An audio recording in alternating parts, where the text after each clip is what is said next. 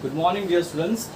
So today we're going to talk about the 11th chapter, that is force and pressure. This chapter comes under physics. Okay. So this is the first chapter we are going to discuss about the physics, force and pressure. Force, which we are very much familiar with. What is force? Like when we are pulling something, when we are pushing something.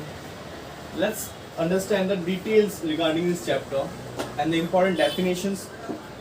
Force, it is a push or pull.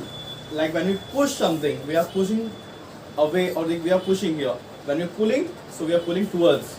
So it's kind of a push or pull, which changes or tend to change the state of a rest.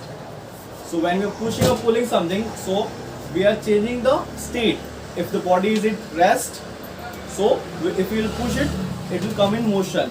If the body is in motion, and if we are just stopping, or we just resisting its motion, so we are stopping it. So we can change the state of rest or state of motion of a body. So it is a push or pull which changes or tend to change the state of a rest or uniform motion, as I said, or change its direction or shape.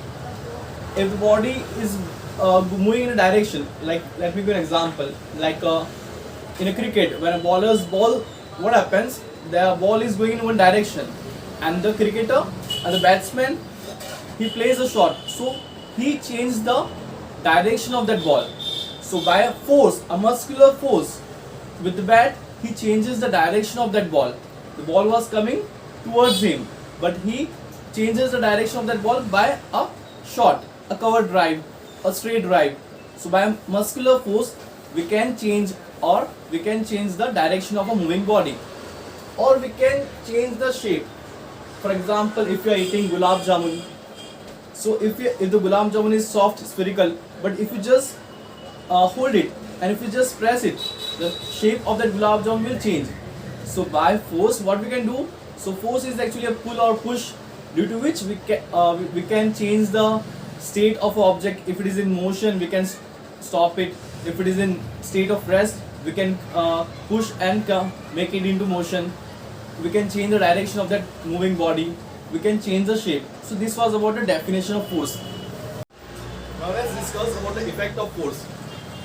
Force can cause motion in a stationary object. As I told you, if we are applying force on just like a box is stationary right now, and if you push it or pull it, it will come into motion. So force can cause motion in a stationary object. Force can stop the moving object or slow them down. For example, any body is moving, and if you just apply a opposite force, a frictional force, just a force to stop it, so it will come into, we can say, rest. So by force, we can stop the moving object, or we can slow down the speed of that moving object. Force can make a moving object move faster. As a child, we were used to playing with like tire and stick. So for example, if the tire is moving, and if you are applying force, so it will move faster. So a moving object can be we can change the speed of the moving object. We can make it fast by applying force. So the tire is moving, and if you apply the stick, by hitting it, it will come into motion with a more speed. The kinetic energy will increases, or we can the speed of the tire will increase by applying force. Then next is force can change the direction of a moving object. As I told you right now, like when a batsman hit the ball, what happens? The ball was coming towards him, and when he plays the shot in a cover drive or anywhere, the direction of the ball changes. Not it's a direct force, it is an indirect force, because he is actually applying force on the bat. The batsman is not applying the force on a ball directly, but he is actually playing a shot. So by applying force on bat and by playing that shot, he is changing the direction of the ball. So we can say by force we can change the direction of a moving object. Force can change the shape of the object. As I told you right now, like a gulab jamun, if you press it, the shape of that gulab jamun changes. So many times it depends how much force we are applying. Are you getting it?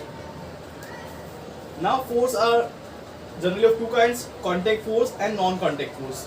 The word itself says contact means there is a connection, there is a contact, and non-contact means there does not have any contact. So in contact force, the force which act on a body either directly or by some connector, like for example muscular force, or biological force. As I told you, like when a batsman plays a shot, he's not hitting a ball directly with his hand. He's actually playing a shot with bat. So bat is actually connector, but ultimately there is a connection. There is a connection. There is a contact between the object. Ball is an object. Bat is actually held or hold by the batsman. So it is actually biological force, the force which we are having by the muscular force. So mechanical force, machines, frictional force, which you can talk about, the restriction force, well, because of which we are able to stand, because of which we are able to walk on the road or on the ground. Let's discuss this.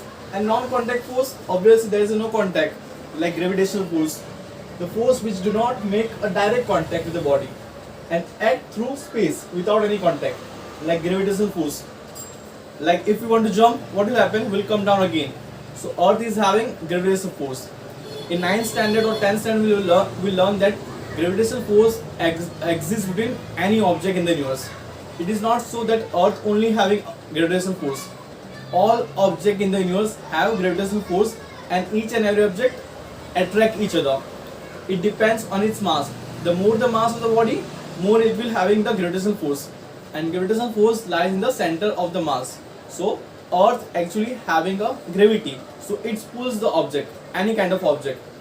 So this kind of force is actually non-contact force. There is no connection. So this kind of force is known as non-contact force. Then magnetic force, like the force which we are having between the magnets. As a child, we used to play the magnets. So magnets attract other magnets, south pole and north pole. So this kind of force does not have any contact. Such kind of force is called non-contact force. Then electric force, electrolytic force. As a children, you might have played that, just rubbing the scale on your dry hands, and then you were able to see the small pieces of paper used to get attracted to the scale. That's called electric charge.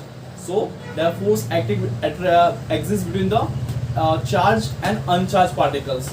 So this kind of force also have no contact, and this is called non-contact force. Now let's discuss about a contact force. Biological force or muscular force.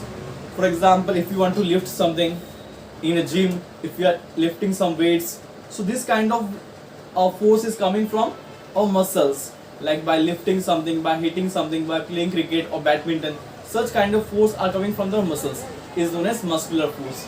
The force produced by the muscles in the living beings is known as muscular force. Mechanical force, simple mechanical force, like washing machines or like any other machines. They are having a, like washing machines is washing the clothes, and in other machine also. Such kind of force is known as mechanical force. Obviously they are having a contact with the object. Now force between the friction. Frictional force is actually a resisting force. Like for example, when you are rubbing your hand, what will happen? Soon you will feel warmness. The temperature increases. So this is actually when one body rubs over the other, or it actually. So what happens? There is a frictional force generated. Like for example, when we are moving on the ground, when we're moving or walking on ground, what happens? The frictional force is produced between the surface, rough surface of the ground, and our legs, our foot. What happens? And this produces a frictional force, because of which we are able to stand. Let me give you an example. If the surface is quite smooth, if we just drop some oil, the surface becomes smooth, and on that smooth surface we are not able to walk properly, we will slip. So frictional force is produced between the rough object and if the other object slides on it. So the frictional force is a resisting force, and due to which we are able to walk, due to which we are able to stand on ground. If the surface is slippery, it's called frictionless surface. So friction is actually resisting force, and it is acting with the two objects. So it's a force which is at the surface of contact of two bodies. When the two bodies are in contact and tends to move upon one another, so if the two objects are in contact and if they are moving on one another, so frictional force is generated on that. For example, right now my hands are rubbing, so frictional force is generated. If I apply some Vaseline or if I put oil on my hands, my hand will having smoother, it will slip on it. So friction is actually a resisting force, due to which we are able to stand, due to which we are able to walk. It is very important force. So it is also contact force. I hope you understood, and we'll discuss about the non-contact force in the next session. So this was about the force and pressure we'll talk about in next session. So this was about some important definition: force, effect of force, contact force, and non-contact force. If you're in doubt, you can ask me later.